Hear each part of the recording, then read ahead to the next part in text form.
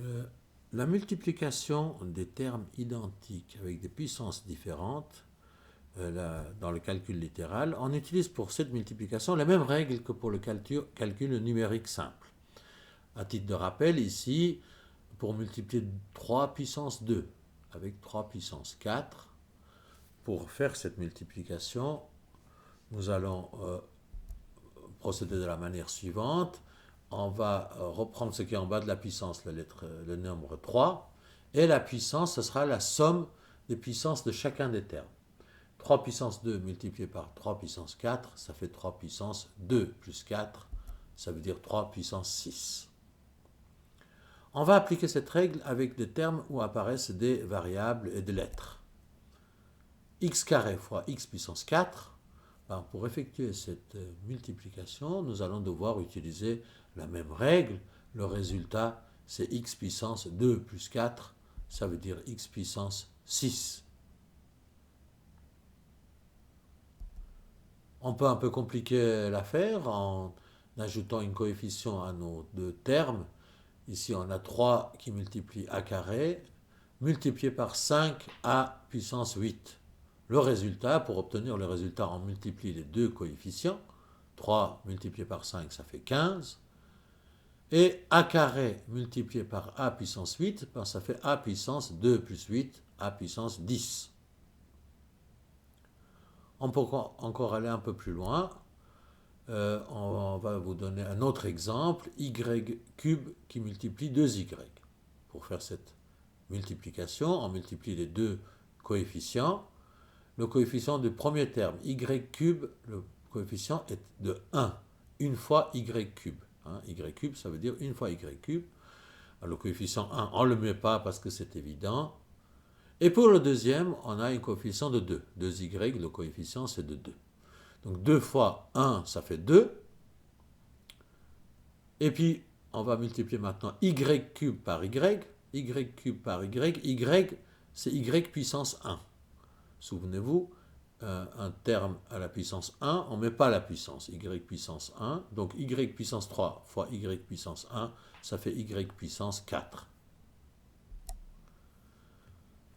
Détaillons encore une autre multiplication de puissance, 2ab cube qui multiplie 3a carré bc. Alors, pour effectuer cette multiplication, occupons-nous d'abord des coefficients de ces deux termes, 2 et 3. 2 fois 3, ça fait 6. Maintenant, regardons s'il y a des lettres similaires dans ces deux termes. Il y en a, plusieurs même. La première lettre, c'est la lettre A, qui se trouve dans la première terme et dans le deuxième terme. Maintenant, pour multiplier A par A carré, le résultat sera A puissance 3. En additionnant de nouveau les deux puissances. A, c'est A puissance 1, et A carré, c'est A puissance 2. 2 plus 1, ça fait 3. Encore un autre terme qui se retrouve dans les deux expressions, B cube et B. Multiplier B cube par B, le résultat sera B puissance 4. Et le dernier terme qui reste, c'est la lettre C qui est tout seul, qui ne se trouve pas dans l'autre, qui ne se trouve que dans un de ces deux termes, donc le résultat sera lui-même sans changement.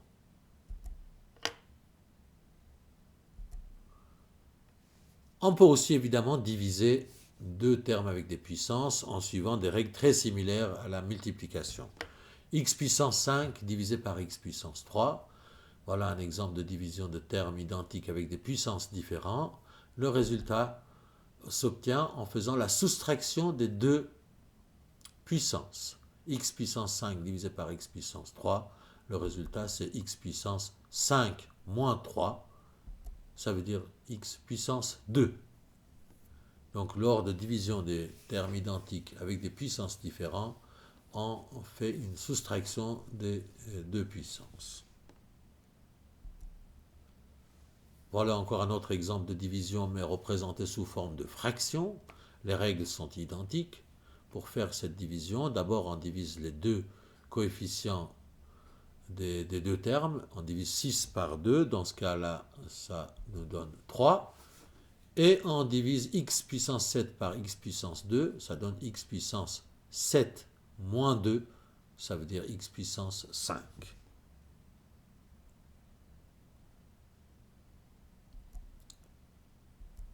La règle générale telle qu'on vient de le voir est la suivante. Quand on multiplie deux puissances, ou deux termes identiques avec des puissances différentes, ben, le résultat s'obtient par l'addition de ces puissances. A puissance m multiplié par A puissance n est égal à A puissance m plus n.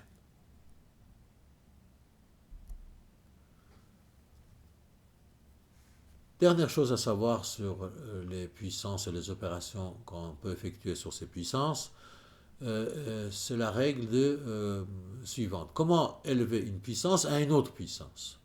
Pour être clair, un exemple peut-être permet de mieux comprendre cette situation. Dans cet exemple, on a x carré, et ce x carré est élevé lui-même à la puissance 3. Comment il faut procéder dans ce cas-là? Alors, pour pour élever cette puissance, il faut se rappeler que x carré puissance 3, c'est égal à x carré fois x carré fois x carré. C'est ça la signification de cette puissance 3. Et que x carré lui-même, c'est x fois x.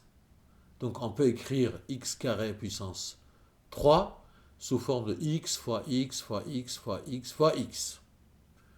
Bah, vous voyez tout de suite qu'au lieu d'écrire cette suite de multiplication à l'identique, on peut utiliser une puissance, x au carré, tout ça élevé à la puissance 3, c'est égal à x puissance 6. Mais on ne va pas décortiquer la chose chaque fois avec autant de détails. On peut trouver un raccourci en disant que x carré à la puissance 3, pour faire cette multiplication, cette puissance de puissance, on prend la première puissance, la deuxième puissance, et on les multiplie ensemble. X au carré élevé à la puissance 3 est égal à x au carré fois 3. Ça veut dire x à la puissance 2 fois 3, plus exactement. Ça veut dire x puissance 6. Vous voyez, on obtient le résultat de tout à l'heure. Donc quand on élève une puissance à une autre puissance, il suffit de multiplier la chaîne de ces puissances pour arriver au résultat final.